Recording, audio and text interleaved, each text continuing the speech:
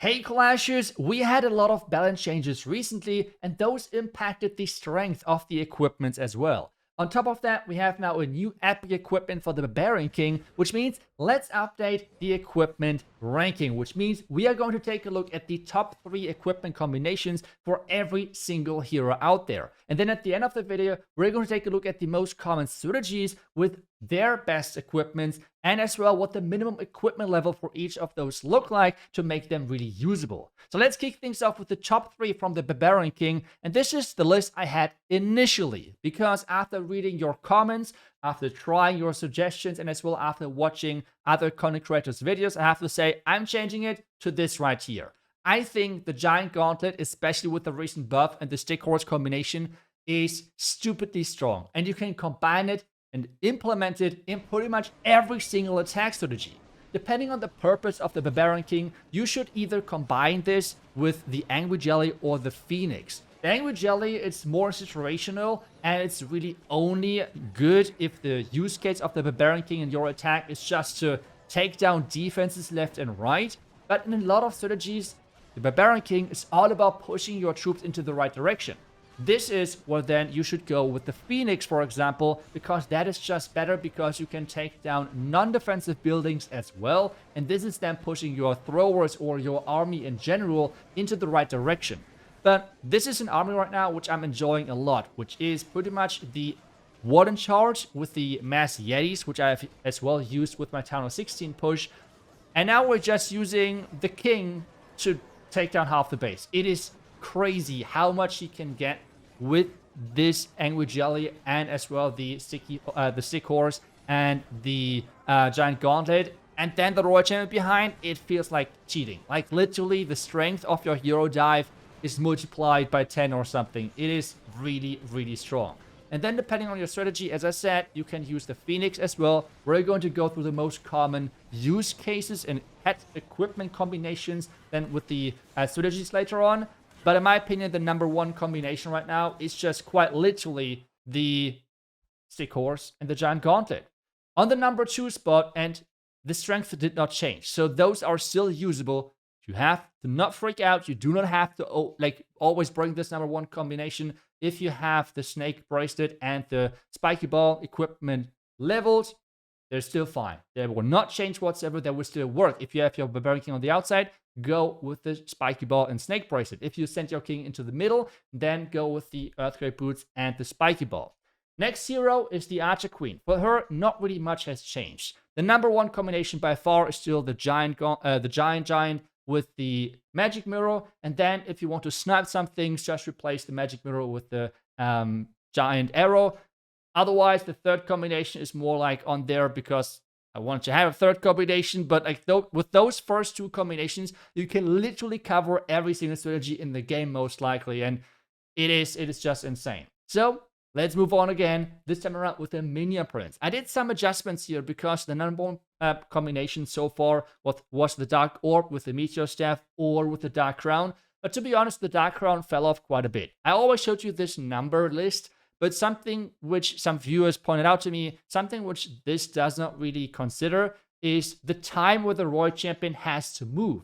Because he is not attacking non-stop. He is moving sometimes. He is maybe, I don't know, stuck on some skeletons or something. So he is not getting this DPS out non-stop with the Dark Crown. So this is why most pros are as well using the Meteor Staff, just because it is more consistent DPS. And on top of that, if buildings are close by together, you can even get the splash damage. So this is why the Meteor Staff is just better than the Dark Crown in most cases. If you want to have the cheaper version, then use the Henchman Puppet. Cheaper version by like upgrade costs. It works as well, it's just not as strong. Next combination then is the Dark Orb with the Metal Pants. Amazing for as well warden charges, but you can as well replace that now with the Noble Iron and Metal Pants because the Noble Iron was buffed quite a bit. Next hero on the list is the Warden. And this one, to be honest, it is a tricky one. I think you can just completely forget the numbers in this ranking because it just purely depends on your strategy. You cannot play a Warden charge with the Eternal Tome and healing book. That just does not work. But depending on your strategy, the Warden equipments are super crucial. In most air attacks, you're using the Eternal Tome in healing book. This is why I have it on the number 1. Therefore, warden charges or, for example, fireball smash attacks, you're going with the fireball and the rage gem. Currently as well, the rage gem and the life gem are really popular with throwers, for example. And the reason why I put it on number 3 is because I think eventually we're going to get a new black mine level, and this then is going to destroy the interaction with like the life gem, keeping your healers alive versus one black mine. So this right now is anyways too strong. So you could place it on the number 1 thing because of this current interaction, but this won't last forever, most likely. So this is why you have to as well keep that in mind. Then as well the torch. You can combine the torch with the healing tome, with the rage gem, with the eternal tome. So really depending on your strategy with the warden, you have the most flexible options there are. And that's why we're going to take a look at the strategies in just a second. Next one, though, is the Royal Champion. The Royal Champion has some options, and I put the Frostflake in here as well because, you know, I really enjoy that equipment. I think it's really strong. But I know as well many out there have not, like, do not have it leveled up or do not like it. It's completely fine. It's more like your pro equipment where the timing and such is super, super crucial. But the number 1 combination is the Electro Boots with most cases the Rocket Spear. But in some strategies, you can replace that with the Frostflake if you want to. Second combination, especially for warden charges and such things, is the Rocket Spear with a Frostflake. It really nicely supports your troops as well if you're sending your Royal Champion alongside with others. If you're not doing that and the Royal Champion is more on her own, then just replace that Frostflake with the shield, for example. Then you can play Rocket Spear with the shield if she's more on her own. The Frostflake is a supportive equipment, so you need to support something, not just the Royal Champion on her own.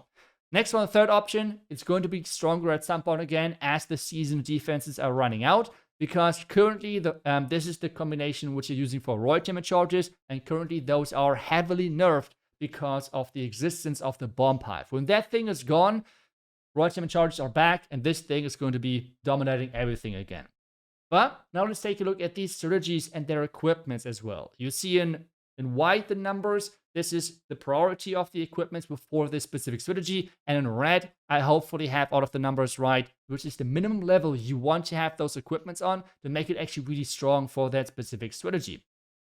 With that being said, first one, mass throwers, no big surprise on this one because you want to have the final for the throwers. You're using the Phoenix on that Barbarian King. You can use the Frosty as well, like right here. But to be honest, this is just like for me to be able to talk about it in this video. I would normally just do the same combination, kind of like as in the first attack strategy with the Phoenix. I just want to show you if you have the Phoenix upgrading or something, the Frosty can be a nice replacement. But typically it is only option number 2 after the Phoenix because the King runs into the base. So you need that Phoenix ability to keep him alive even longer. Next one is with the Dragon Riders, with the Mass Dragon Riders. And I want to give a big shout out here to Big Country. I saw his video. He as well was one of the persons who started with the Mass Dragon Riders, and he usually started the attack always with the Royal Champion, just with the Rocket Spear and the shield, creating pathing for those Dragon Riders, and he has now changed that to the Barbarian King, so literally replace the Royal Champ. I will link his video down below so you can check out the strategy. It looks as well stupid strong. The next one, and this is the only strategy where I have not seen pros switching yet. If I have checked a lot of the top Electro Dragon players out there, and they're sticking for now with the Spiky Ball and the Snake Bracelet, it seems like. It is just a great combination, and for this one, you do not need a hero dive or something. It's just literally to keep your Electro Dragons on track, so maybe no change needed here. Next one is with Warden Charges, and I initially thought, hey, for Warden Charges, Earthquake Boots and the Spiky Ball is just great.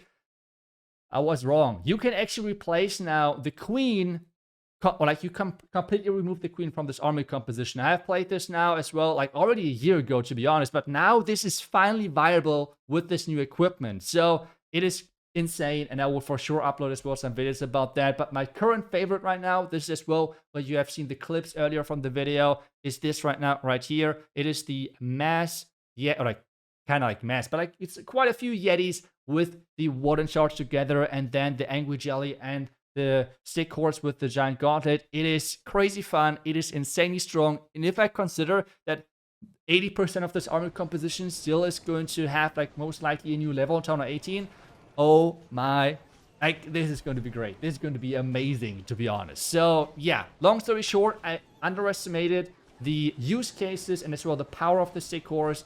I think right now, after seeing your suggestions, as I said, watching other content creators as well, I think it is literally one of the best equipments in the game. It is so insane, especially with the Giant Gauntlet buff.